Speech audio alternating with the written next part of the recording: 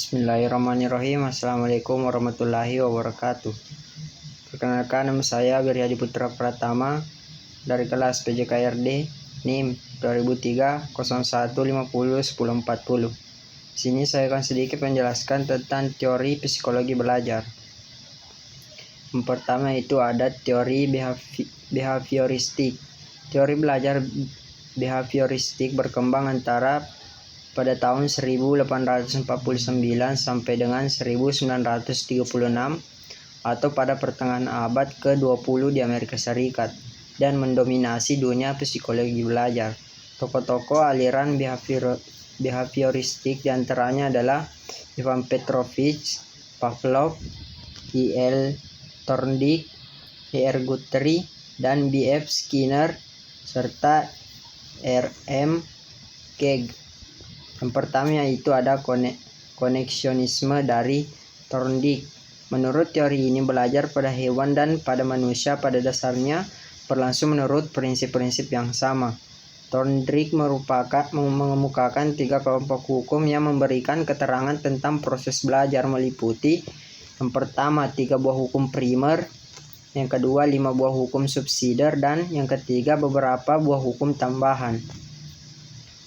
Hukum-hukum belajar primer yang dikemukakan oleh Thorndike meliputi yang pertama itu hukum kesiapan. Menurut Hurlock pada tahun 1990 mengatakan bahwa keterampilan yang dipelajari dengan waktu dan usaha yang sama oleh orang yang sudah siap akan lebih unggul daripada orang yang belum siap untuk belajar. Kesiapan dalam keterampilan tidak hanya melibatkan kesiapan psikologis, tetapi kesiapan fisik juga besar pengaruhnya terhadap pencapaian hasil belajar yang optimal. Hukum-hukum kesiapan akan berlaku jika 3 buah kondisi seperti di bawah ini dipenuhi. Yang pertama, seseorang cenderung akan melakukan suatu tindakan jika tindakan tersebut dapat menimbulkan kepuasan dan mengakibatkan tidak dilakukannya tindakan-tindakan lain. Tindakan ini akan dilakukan sepenuh hati. Seseorang yang memiliki kecenderungan untuk bertindak tetapi tidak jadi melakukan suatu tindakan akan menimbulkan ketidakpuasan dan berakibat dilakukannya tindakan-tindakan untuk mengurangi atau meniadakan ketidakpuasan itu.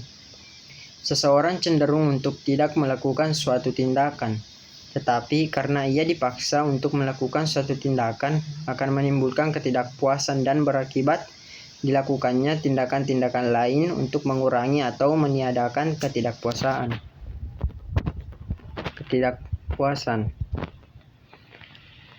Hukum latihan. Hukum ini dijelaskan bahwa dengan mengulang-ulang respon tertentu sampai beberapa kali akan memperkuat koneksi antara stimulus dan respon. Hukum ini menunjukkan koneksi antara kondisi yang merupakan perangsang dan tindakan akan menjadi kuat karena latihan atau law of use, dan koneksi tersebut akan menjadi lemah karena kurang atau latihan dihentikan, seperti biasanya disebut law of diffuse. Prinsip ini menunjukkan bahwa prinsip utama belajar adalah ulangan. Hukum efek. Menurut Hilgard dan Bauer pada tahun 1977 menjelaskan bahwa menguat atau melemahnya koneksi merupakan konsekuensi dari hasil. Menurut hukum ini, koneksi antara elemen stimulus respon atau SR akan menjadi kuat jika mendapatkan pengalaman yang menyenangkan dan sebaliknya. Hukum ini menyatakan bahwa suatu tindakan yang diikuti oleh akibat yang menyenangkan seperti hadiah atau pujian cenderung untuk diulangi dan ditingkatkan, sedangkan suatu perbuatan yang diikuti oleh yang tidak menyenangkan seperti hukuman, celaan, dan sebagainya cenderung untuk dihentikan dan lain tidak diulangi. Konsep transfer of training. Teori transfer of training ini dikenal pula dengan nama Theory of Identical Element, yang menyatakan bahwa transfer belajar akan terjadi apabila antara hal yang sama yang telah dipelajari dengan hal baru yang akan dipelajari terdapat unsur-unsur yang identik. Dengan demikian, untuk memperoleh transfer belajar secara optimal, maka bahan pelajaran yang akan disajikan harus mengandung sebanyak mungkin kesamaan yang mungkin akan berguna dalam kehidupan di masyarakat. Yang kedua yaitu classical conditioning dari Pavlov. Inti dari teori ini adalah tingkah laku tertentu dapat dibentuk dengan memberikan kondisi tertentu secara berulang-ulang untuk memancing perilaku yang diinginkan sesuai tujuan. Operan conditioning dari Skinner. Teori ini dikembangkan dengan melakukan percobaan pada tikus yang dimasukkan kotak dan dipasang pengungkit, sehingga apabila pengungkit tersebut ditekan maka akan mengeluarkan makanan.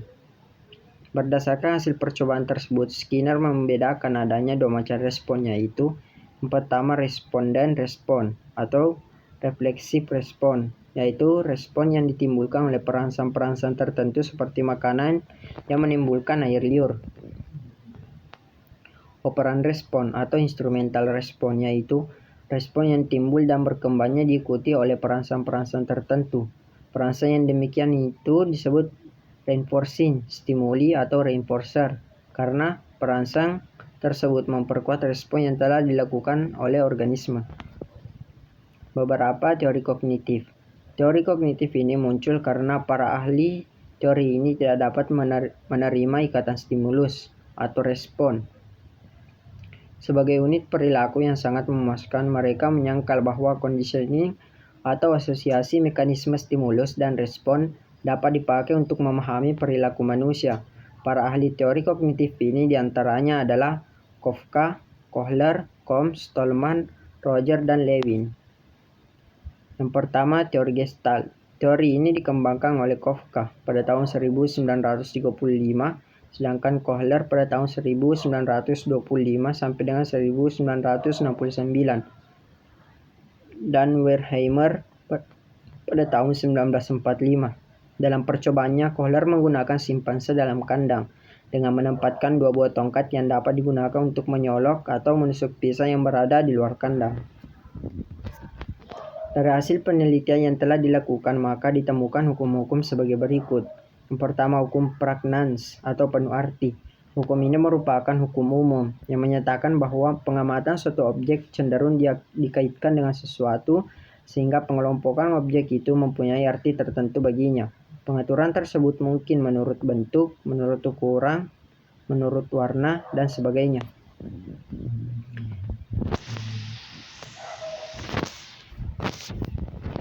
Kesamaan. Hukum kesamaan atau law of similarity.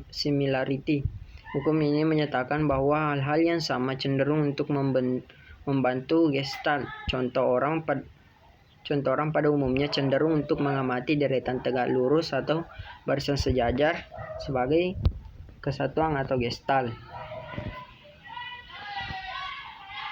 Hukum kedekatan atau law of proximity. Hukum ini menyatakan bahwa hal-hal yang saling berdekatan cenderung untuk membentuk Gestalt. Contoh orang pada umumnya cenderung untuk mengamati A ke B, C ke D, dan E ke F sebagai kesatuan atau Gestalt daripada A ke F atau C ke F. Hukum ketertutupan atau law of closure. Hukum ini menyatakan bahwa hal-hal yang tertutup cenderung untuk membentuk Gestalt. Contoh pada umumnya orang akan cenderung mengamati B ke C dan D ke E daripada A ke B, C ke D, atau E ke F. Teori medan dari Levin. Teori medan mula-mula dikembangkan oleh Kurt Lewin pada tahun 1935 sampai dengan 1942. Berdasarkan teori Gestalt, prinsip-prinsip Gestalt yang telah dikemukakan di atas diakuinya berlakunya oleh Lewin. Unsur-unsur mengenai belajar menurut Kurt Lewin. Belajar adalah mengubah struktur kognitif. Pemecahan masalah hanya dapat terjadi apabila struktur kognitif dapat diubah. Contoh, hubungkanlah keseimbangan titik-titik yang ada satu sama lain dengan menggunakan sebanyak-banyak 4 buah garis dengan tanpa mengangkat alat tulis Anda. Peranan hadiah dan hukuman. Hadiah dan hukuman merupakan dua sarana motivasi yang berguna, tetapi dalam penggunaannya memerlukan penguasaan yang cukup. Nilai yang baik tentu sangat menyenangkan bagi siswa, namun belajar untuk memperoleh nilai yang baik pada umumnya dianggap sesuatu yang kurang menarik bagi siswa. Masalah sukses dan gagal. Faktor motivasi lain yang terpenting adalah pengalaman sukses yang berperan sebagai hadiah dan gagal yang yang berperan sebagai hukuman. Apabila seseorang mendapat pengalaman sukses, maka dia akan merasa bangga, senang, puas, bergairah, dan sebagainya. Sehingga dia akan berusaha mencapai sukses pada setiap kali ada kesempatan, begitupun sebaliknya. Taraf aspirasi. Pengalaman sukses dan gagal itu erat kaitannya dengan taraf aspirasi seseorang. Sesuatu hal yang bagi seseorang dianggap telah menimbulkan pengalaman sukses, bagi orang lain barangkali masih dianggap kegagalan, dan sebaliknya. Karena itu pengenalan taraf aspirasi ini merupakan hal yang sangat penting dalam belajar. Baik, sekian dari hasil presentasi saya, lebih dan kurangnya mohon dimaafkan. Billahi taufiq wal hidayah. Wassalamualaikum warahmatullahi wabarakatuh.